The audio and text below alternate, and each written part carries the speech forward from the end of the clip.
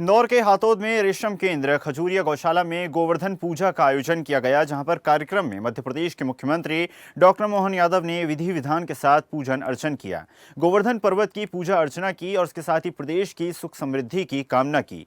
कार्यक्रम में प्रदेश के नगरीय विकास मंत्री कैलाश विजयवर्गीय, जल संसाधन मंत्री तुलसी सिलावट, राज्यसभा सांसद कविता पाटीदार विशेष रूप से मौजूद रहे।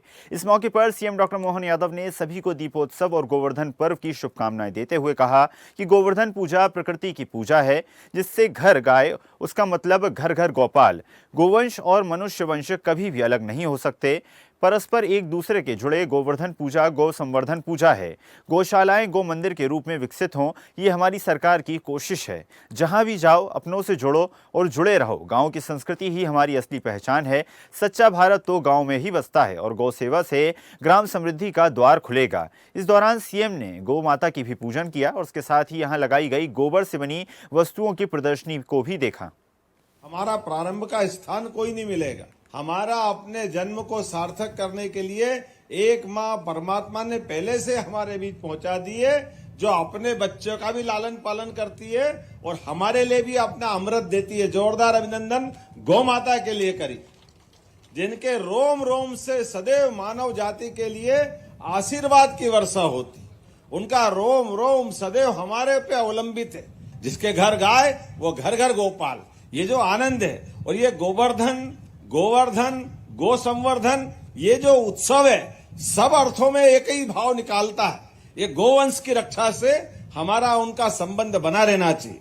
गोवंश और मनुष्य वंश ये अलग अलग हो ही नहीं सकता, ये परस्पर एक दूसरे पे निर्भर है। गांव से रिश्ते कभी मत खत्म करना, ये हमारे महात्मा गांधी जी के शब्दों में कि सच्चा भारत गांव में बसता है और गांव स्वावलंबी होते हैं हमारी इन सारी व्यवस्थाओं से। इसलिए प्रत्येक तीज त्योहार इसी आनंद के साथ मनना चाहिए। कैलाश जी भाई साहब ने सही कहा कि हमारी ये जो गौशालाओं के माध्यम से गोवर्धन पूजा, ये गोवर्धन पूजा गो संवर्धन है और गोवर्धन भी है।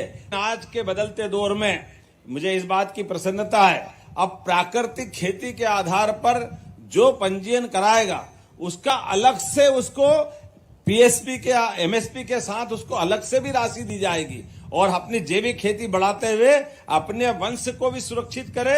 चराचर जगत में जो आपके यहाँ से अन्न ले जाए उसकी आप बताने की जरूरत नहीं कि प्राकृतिक खेती का क्या फायदा है। सबके जीवन में बदलाव आने वाला।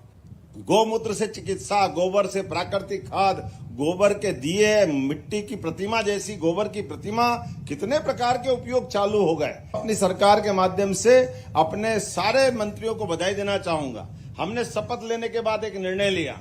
वो निर्णय ये लिया कि पिंजरा पोल शब्द ही सरकार के माध्यम से गायब कर दो। कोई पिंजरा पोल नहीं चलाएगा नगर निगम, सब गौशाला चलाएंगे पूरे प्रदेश के अंदर। जोरदार अभिनंदन करो अपने इस पवित्र संकल्प के लिए।